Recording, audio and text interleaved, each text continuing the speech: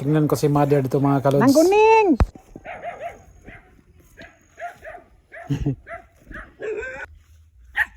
Kaya manghiram na sila kay magkuhan na bali na sila kahit nilang bugas. Tagkan ay kamuti lagi.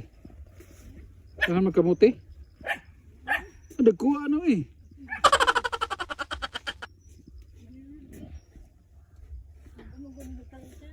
Wala pa man unod kay bago pa man eh.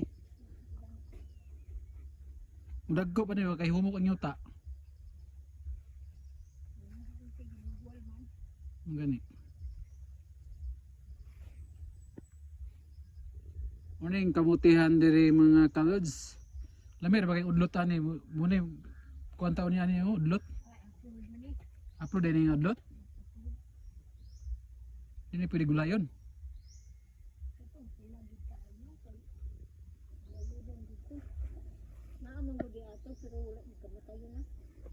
Yan ang mother ko mga kalods. Napakasipag. Ang kinabuhi sa mag-uuma, kalot kamuti imong kaunon, kay wala kami sudan nga among.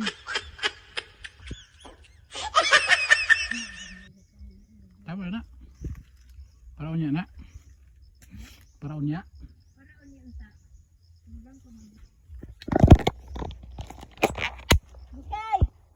Coba. Hindi pa may lubi na idri oh. Pilik ba?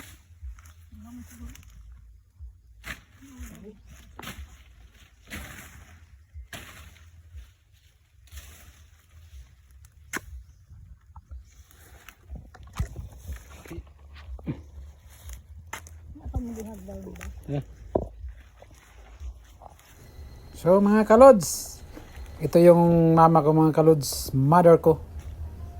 Ito po yung ano nito mga kalods, tanim, kamuti, balanghoy. Ganyan po kaming mag-uumang mga kalods. Yung mga sanay sa hirap. Ito sa yung bukid, may payag kami na gamay. Nagpuyo dito si nanay lang taon. Ang among trabaho mananom og balanghoy, sagulan og kamuti ug naay saging nga lagot mon. Oh, tama ba to mga kalods? Yung kanta sa mga probinsya. So ito yung mama ko mga kalods. Ito yung simpleng buhay namin dito sa probinsya. Pag may tanim ka dito, saging, kamuti, balanghoy, kahit walang kanin, okay na. Kaya yung mama ko mga kalods, ayaw talaga yung syudad. Dito talaga sa bukid namin. Kahit kunin ko to sa Davao, ayaw niya.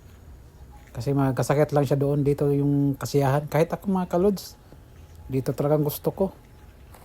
Kahit mahal yung bigas, pwede ka man kumain dito ng kahit ano, saging, kamuti, balanghoy. Tapos may mga native chicken pa. Ano nang problema sa ulam mga kalods? Masipag ka lang mag-alaga, magsipag ka lang magtanim, may anihin ka. Walang problema. Pero parang semi-duda ako sa mama ko mga kalods. Biglang mawala. Parang uy, naku!